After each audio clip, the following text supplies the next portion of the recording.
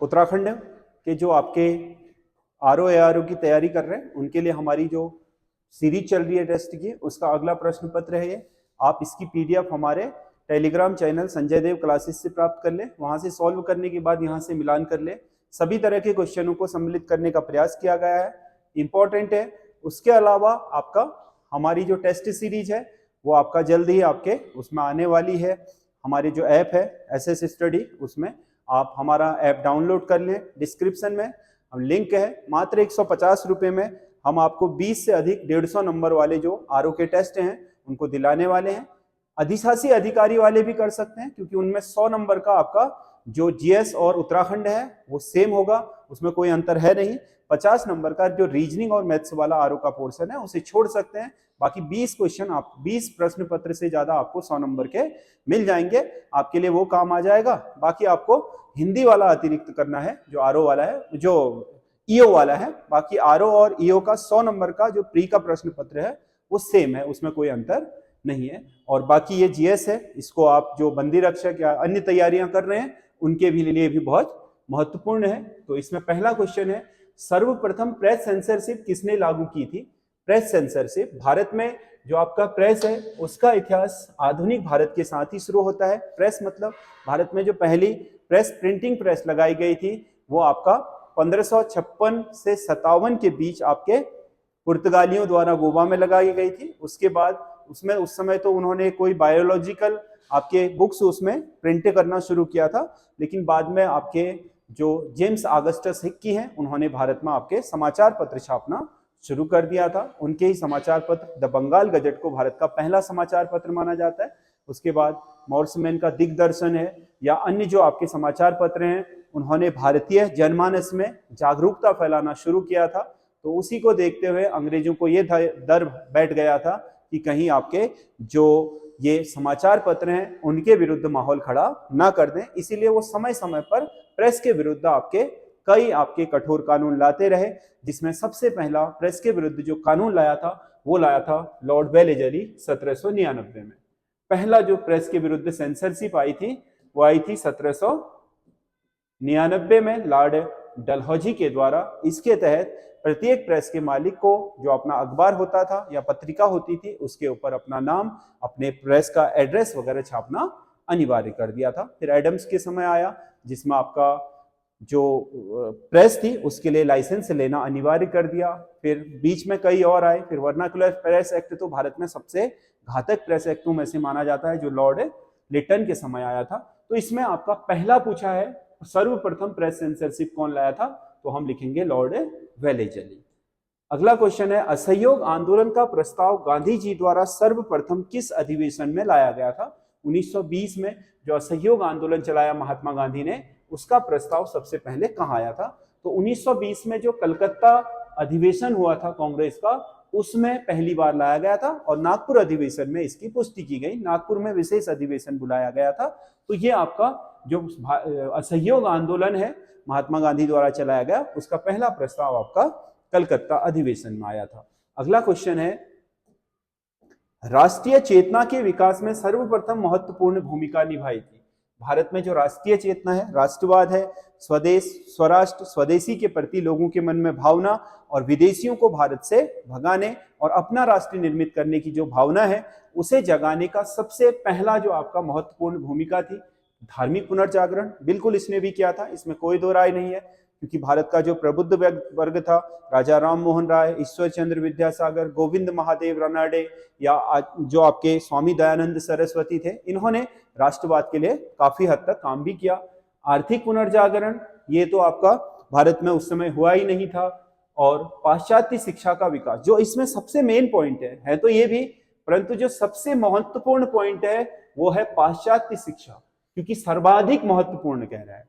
किसने भूमिका निभाई नहीं कह रहा है, बल्कि सर्वाधिक महत्वपूर्ण कह रहा है, तो वो पाश्चात्य शिक्षा के विकास में 1835 में जो मैकाले म्यूनिट के द्वारा भारत में आधुनिक शिक्षा पद्धति शुरू कर दी गई थी, उस आधुनिक शिक्षा पद्धति के 15-20 साल बाद उसमें पढ़े लिखे लोग उच्च शिक्षा के लिए जब विदेशों में गए, इंग्लैंड में गए, वहां पर उन्होंने पढ़ाई करी, वहां का माहौल देखा, तो वहां से आकर के उन्होंने भारत में अपने देश के प्रति आवाज उठाना शुरू करा कि हमें भी वहां के लोगों के जैसा जीवन दिया जाए, क्योंकि वहां शासन करने वाले भी अंग्रेज हैं, यहाँ शासन करने वाले भी अंग्रेज हैं। और इस क्षेत्र में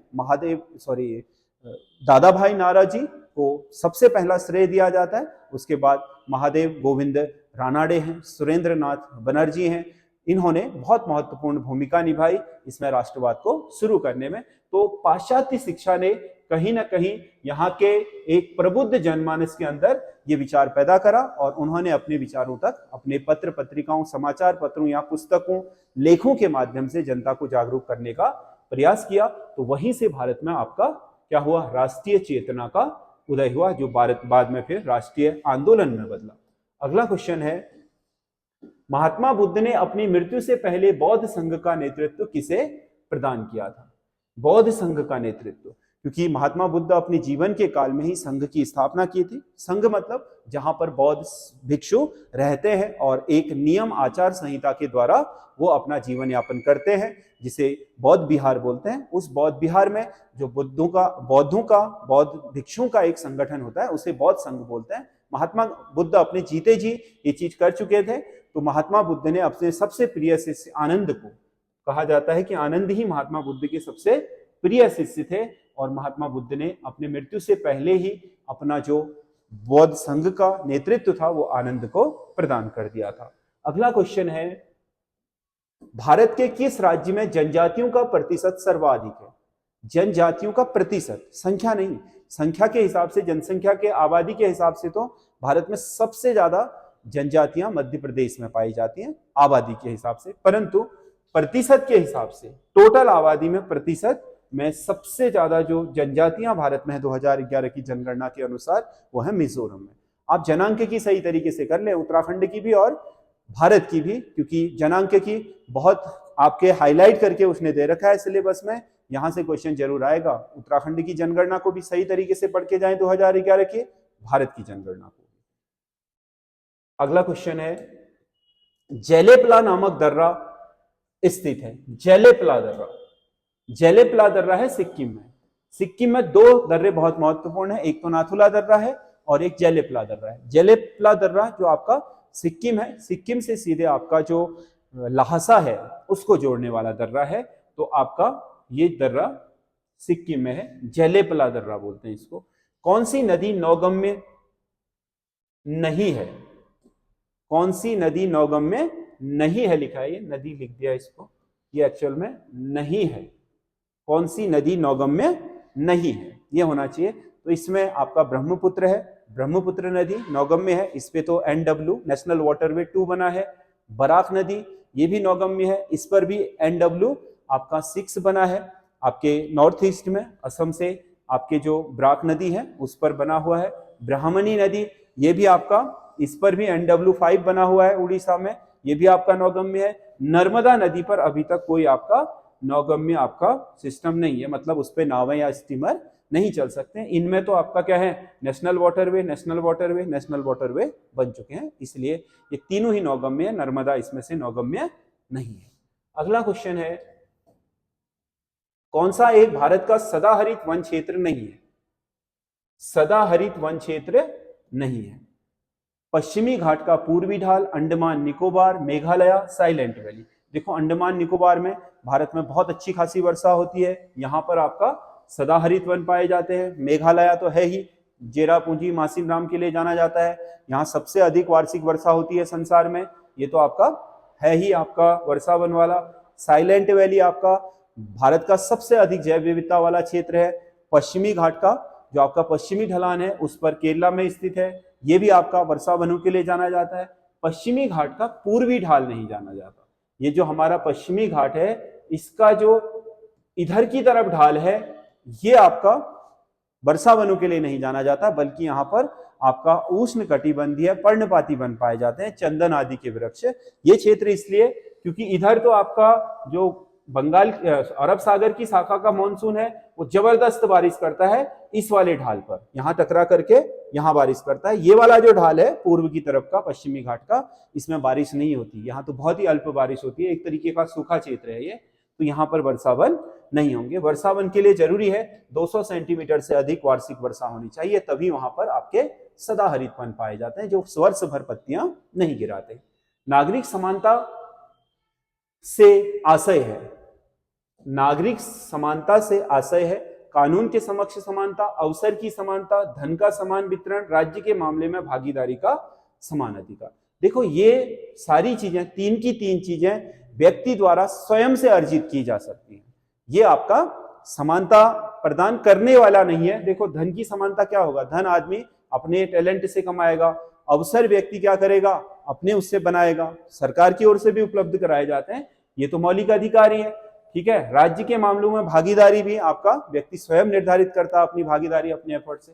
कानून के समक्ष समानता, क्योंकि कानून समक्ष समानता नहीं देता है तो व्यक्ति ले भी नहीं सकता है। तो नागरिक समानता का मतलब यह है नागरिक होने के नाते कानून के समक्ष आपके साथ एक जैसा व्यवहार किया जाएगा।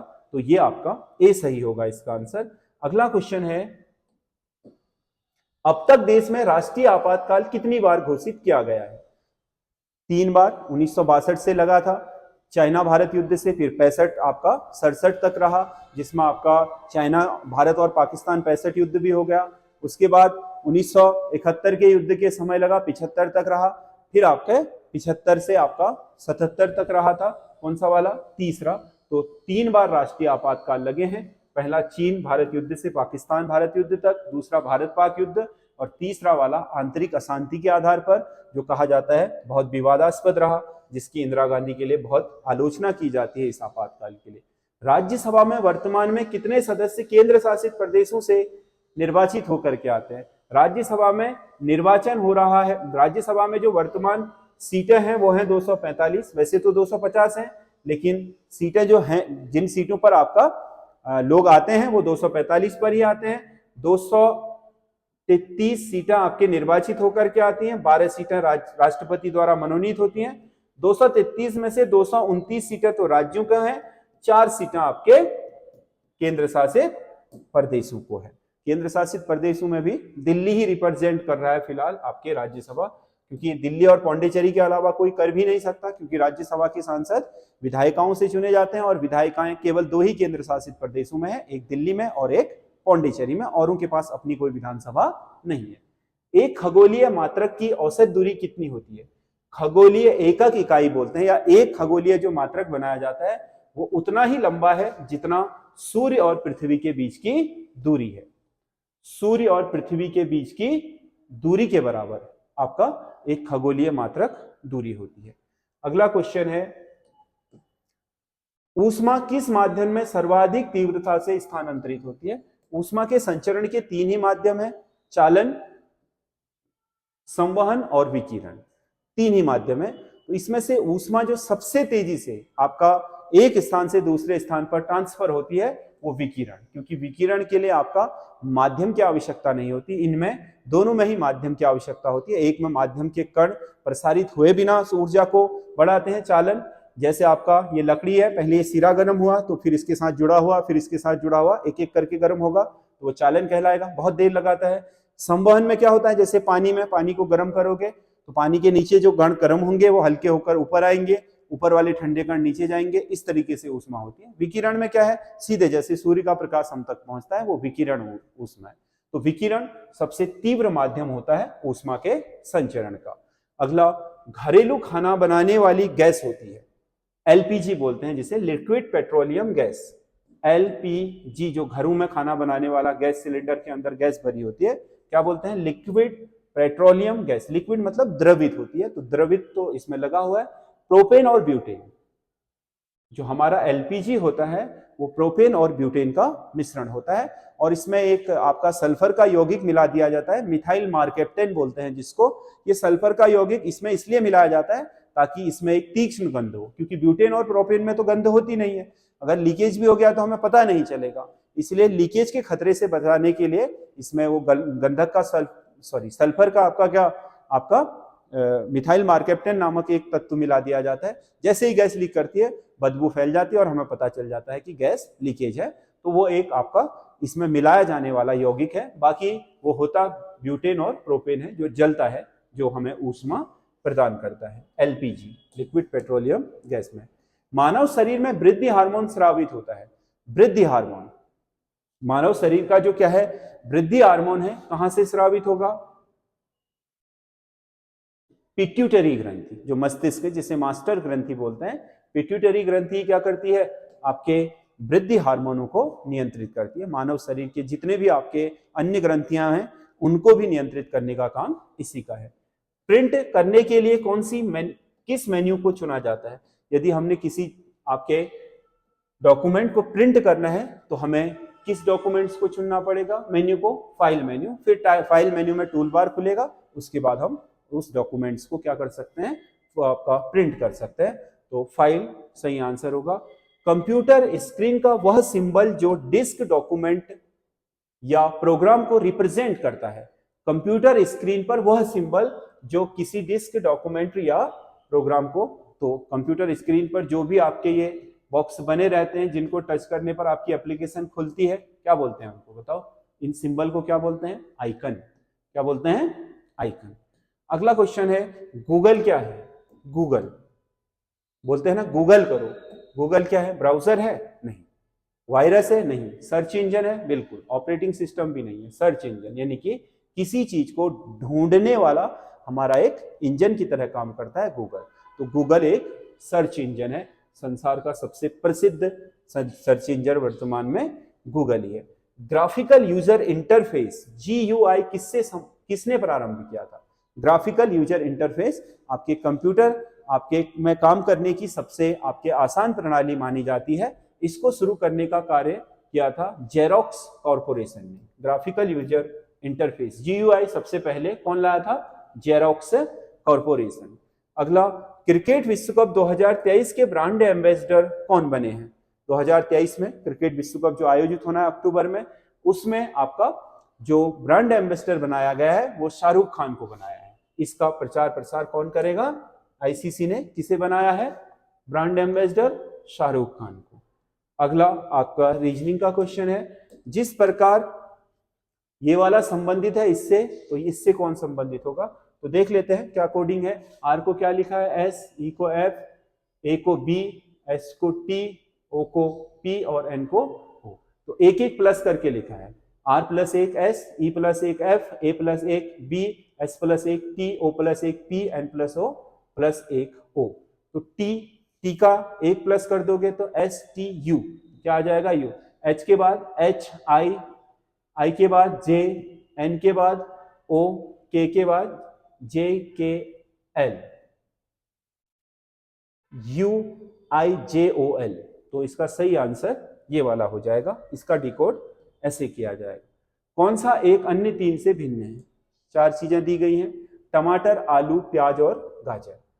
इनमें से कौन सा भिन्न है कह रहा है? बहुत सरल है, आपको पता है ये तीनों जमीन के नीचे उगते हैं, ये जमीन के ऊपर होता है, तो टमाटर इसमें सही आंसर होगा। गोल मत मान लेना, गोल इनमें से प्रॉपर गोल कोई भी नहीं होता है, ना टमाटर प्रॉपर गोल होता है, ना आलू, ना प्याज।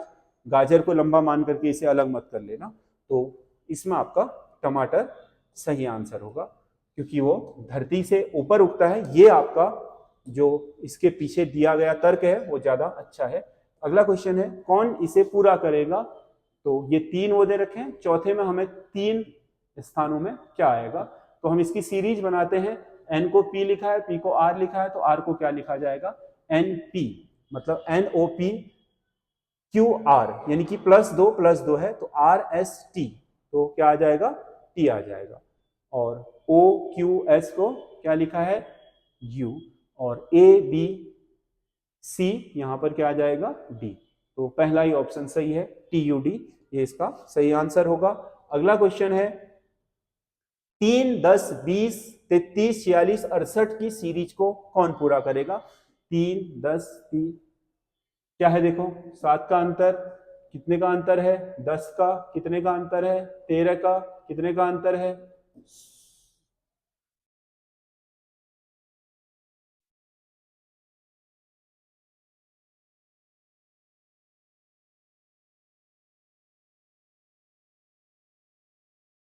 33 और 46, 46 नहीं है, ये 49 है, और उसके बाद 16 के बाद कितना होगा? 19 का। ये 49 है, 46 नहीं है। 49।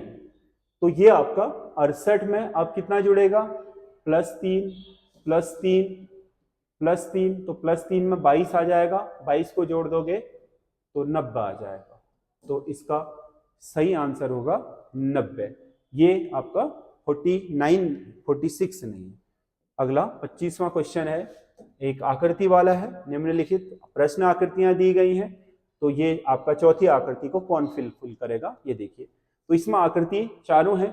अब इसमें पहले इसको देखिए, ये गोला पहले इस कोने में था, 90 डिग्री घुमा यहाँ आ गया, फिर 90 डिग्री घुमा यहाँ आ गया, अब 90 घूमेगा तो कहाँ जाएगा, अब 90 घूमेगा तो यहाँ जाएगा। अगला ये गुणा का निशान यहाँ था, फिर क्लॉकवाइज घुमा, यहाँ आया 90 डिग्री में, फिर 90 डिग्री यहाँ आया, अब कहाँ आएगा, यहाँ आएगा। तो ये आकृति कौन सी है, पहली। तो इसका ए सही आंसर हो जाएगा। ये 25 क्वेश्चन है, इन्हें आप कर लीजिए। बाकी आपको हमारी टेस्ट सीरीज कैसी लग रही है इस पे कमेंट जरूर कीजिए, और हमारी 150 नंबर की टेस्ट सीरीज को आप एक बार ज्वाइन करके देखिए। बहुत अधिक रेट नहीं रखा है, केवल 150 रुपये रखा है, और 1-2 दिन के अंदर आपके जो हमारा ऐप है SS स्टडी करके उसमें पड़ जाएगा। तब तक आप ऐप डाउनलोड कर ले, जैसे ही पता चलेगा आपको नोटिफिकेशन उसमें खुद ब खुद आ जाएगा। मैं YouTube के माध्यम से भी आपको बता दूंगा, और कैसे करना है ये भी आपको वहां खुद ब खुद प्रोसेस में पता चल जाएगा। और बाकी जो अधिकतर जानकारियां उसकी चाहिए होंगी, उसके लिए मैं वीडियो में आपको गाइड कर दूंगा किस तरीके से आपको टेस्ट अटेम्प्ट करना है, और कैसे उसका आपका उसमें जो आपके ऑप्शन के आंसर मिलेंगे वो कैसे मिलेंगे, या आप मिलान कैसे करोगे, वो सब ऑटोमेटिक होगा उसमें। तो उससे आपको पता चल जाएगा 150 में से आप कितने नंबर ला पा रहे हो। और पूरा सिलेबस को कवर करते हुए करा गया है, जो आपका RO का सिलेबस दिया गया है, उसमें 100 नंबर का सिलेबस आपका EO को भी कवर करता है। तो जो EO का टेस्ट दे रहे हैं, तो वो GS के लिए उस प्रैक्टिस सेट को आसानी से ज्वाइन कर सकते हैं, या आने वाले समय में जो दरोगा वगैरह का पेपर देने जा रहे हैं उनके लिए भी काफी अच्छा रहेगा, क्योंकि दरोगा में भी आपका मैथ्स और रीजनिंग पूछी जाती है, और उसके अलावा GS और उत्तराखंड तो है ही। तो कॉमन आपका 70% चीजें सबकी कॉमन है। तो उस टेस्ट सीरीज को ज्वाइन करिए, और आपको पता चलेगा कि आपको कितना उससे फर्क पड़ रहा है, और कितना अच्छा आपका परफॉर्मेंस आगे हो रहा है। तो उससे आपको बहुत हद तक हेल्प हो जाएगी। बाकी जो हमारा क्लास नोट्स के PDF है वो भी हम डाउनलोड कर रहे हैं। समय लग रहा है, बहुत सारे बच्चे आपके बार बार मेरे से पूछ रहे हैं कि कब आ रहा है, कब आ रहा है, क्योंकि इसमें PDF बनाने और डाउनलोड करने में थोड़ा लंबी प्रोसेस लग रही है। इतनी मैन पावर है नहीं कि हम बहुत वो करें, एक पोर्टल से चीज़ों को करने में समय लग रहा है। तो इस वजह से एक आध दिन आप वेट कीजिए, आपको आते ही मैं YouTube पर आपके डाल दूंगा। उसके अलावा आपका टेलीग्राम चैनल पर भी डाल दूंगा, और आपको जो YouTube के माध्यम से जो भी आपका सूचना देनी है वो मैं आपको जल्दी अवगत करा दूंगा। लेकिन नेक्स्ट वीक में आपका हमारा जो फर्स्ट आपका डे है, सोमवार या मंगलवार खींच करके उससे बाहर नहीं जाएगा टेस्ट। अगले हफ्ते आपके 2 टेस्ट हम करा देंगे सैटरडे तक। हर हफ्ते 2 टेस्ट कराएंगे। इससे जो आपके 90 दिन बचे हुए हैं, आरो 3 महीने बचे हैं, तो 3 चक्कू 12, 12 दूना 24 या 20 से प्लस आपका टेस्ट आपके हाथों में होंगे, और उसका आपका पता चल जाएगा कि उसके क्वेश्चनों का कलेक्शन क्या है।